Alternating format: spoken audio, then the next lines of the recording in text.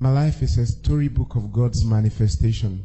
I'm a product of my worship. It's not by singing, it's by grace. I'm living in a house I didn't pay 1 naira. Do you know what it means for somebody to finish building a house and give it to you? You know, and sometimes, every time I come out of my house, I look around, I ask myself, how old are you? Because I know that it's not by singing. And so I feel like it's time to even let people know the secret behind the glory they celebrate. My first album, The Definition, when that album came out, you know, Love World Records helped me to produce that album. And the first night, we sold 100,000 copies at Night of Bliss. Now, that was a lot of money. And then I was still climbing bike. And we didn't know it was going to sell that much. Then we had another program, Night of Bliss. It was all sold. And they called me. They said, we made money from your CD. We would like to give you 1 million. Eh? I thought, 1 million? That's a lot. So I called my mom. God bless my mother. My mom took me to church every day of my life. Scripture Union. SU, yeah. And she said, you know it's your first fruit. Leave it for them. And I thought, 1 million naira. And she that is telling me leave it for them, she didn't have 1 naira. I mean, me and my mom, we hawked together in Enugu. I will hawk this direction, she will hawk that direction. So she would have thought that, you know, this is a breakthrough, 1 million, God. And she said I should, you know, leave it for them as my first fruit. Well, I didn't have a choice but to obey her. So I told them, no, I don't want. Are you sure? I said, I don't want. Maybe from the next one. Do you know what God did? Now they took me to South Africa to shoot my first video. They said, okay, since you don't want money, let's make a video for you. Let's.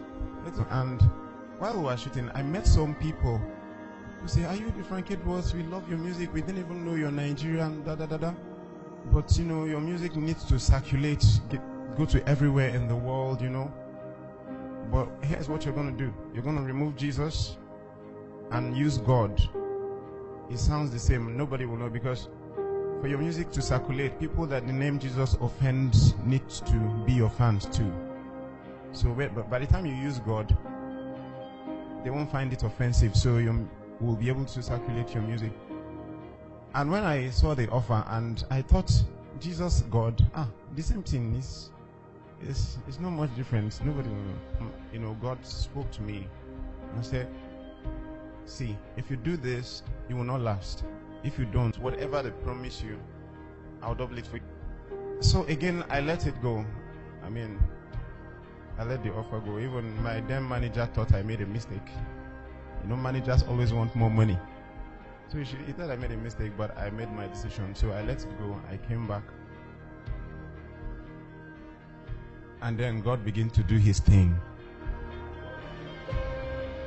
I released my second album. Someone from nowhere said, someone is trying to reach you there. She's looking. In fact, when she started looking for me, she sent all her staff. If you don't find Frankie Edwards, don't come to work.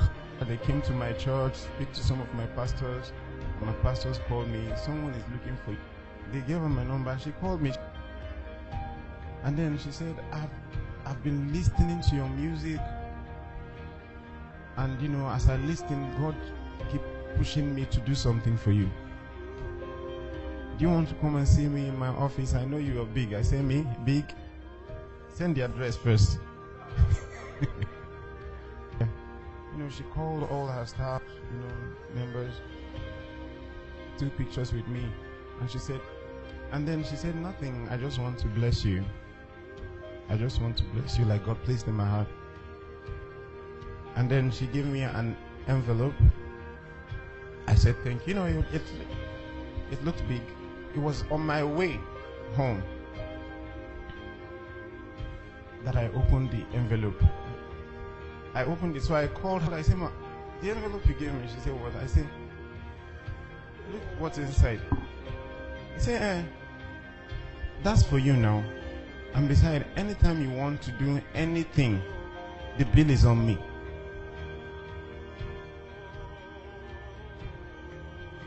Okay.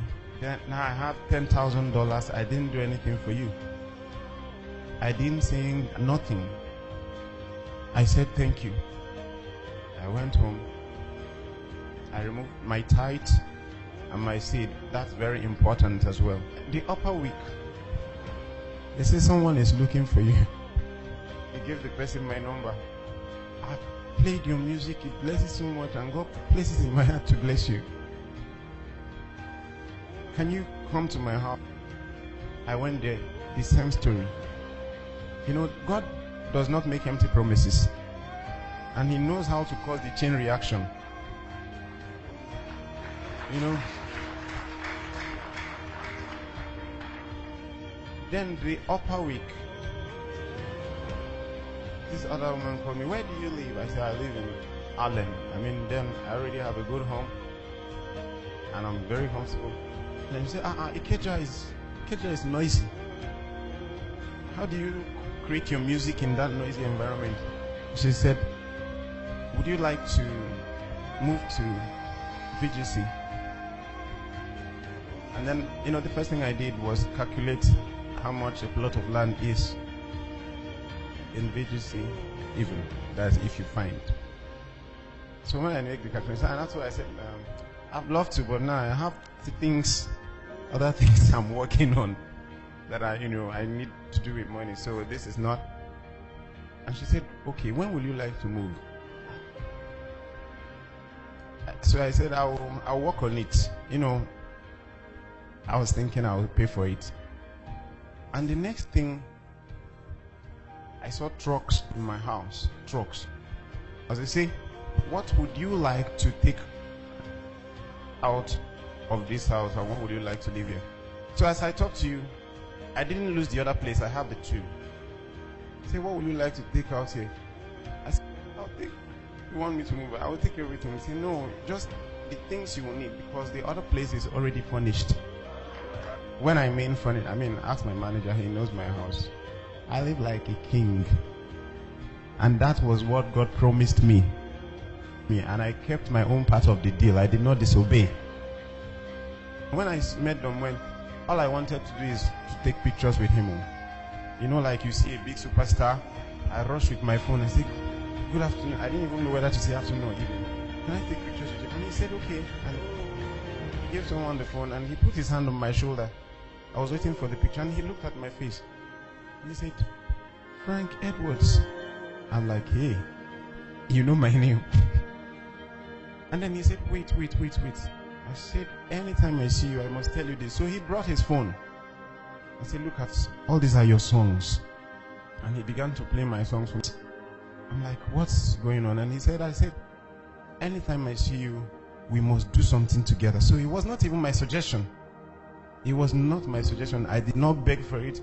If you ask me to even beg for it, I don't know how to reach Domwen. I don't have his number. I don't know how to write. I don't know. But you see, God keeps to his promises. And then I'm saying to him, okay, sir.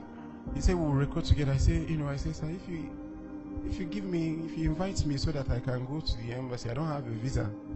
And he said, I thought you have a studio. I say, yes. He said, I will come to your house. I thought it was a joke. The day he promised, he came. And he was with me from 8 a.m. to 9 p.m. He didn't rush. I just didn't understand what was going on. And then he said, okay, for this story to be complete, we'll have to record in my house too. We have to record in Nashville too. And I didn't have a visa. Now, because now I know people, like big people. So I called all the people and I said, I want to go to the embassy and I don't want to have difficulties. This governor spoke to this person spoke to this person. So they finally got someone to take me to Consular General's office at the American embassy. Yeah. So they took me in. I was sitting face to face with the consular. And I've been to that place before. They rejected me visa. And I'm asking myself, wait, Frank, you entered here, you didn't queue. And then we had to say, what's the matter? I brought my brother here. He came before they rejected him visa. So now he wants to apply again, but we don't want the same problem. The consular asked me, what was the issue the last time? I said, I don't know. They just refused me. I don't know what happened. He now said, okay, no problem. Apply again. That's bringing me to say, when God is doing his thing, he doesn't want any man to take the glory. So I'm sure God felt, because so now you're feeling like you now know people.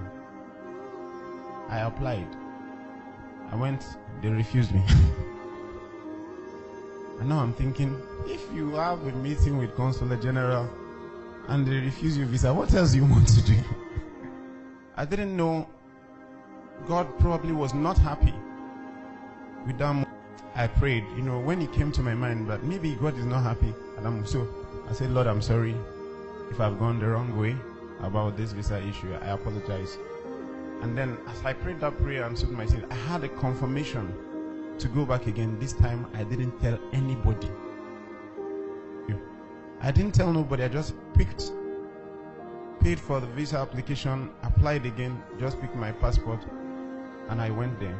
All the embassy staffs from the entrance, hey, Frank Edwards, we love your music. Frank Edwards, we love your music. Even inside the interview hall, some are still telling me, Frank Edwards, I said, this thing you're telling me, tell Uyibo now. I'm not the one. This Uyibo that will give you, tell him that you know me, So they say, go to counter 10. And my heart started beating again. I didn't know that God has gone ahead. And here I'm standing before this lady. At one glance, she just started smiling. I don't know why. So I came close. She said, how are you? I said, I'm fine. And she said, I love your music. That was the end. She said, you are amazing at the experience. And I left, then a few days later, I collected my visa. And that's how I got to the visa.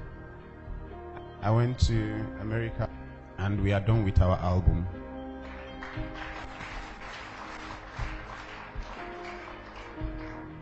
You will hear Domoen speak Igbo for the first time.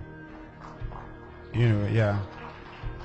And this is the first African collaboration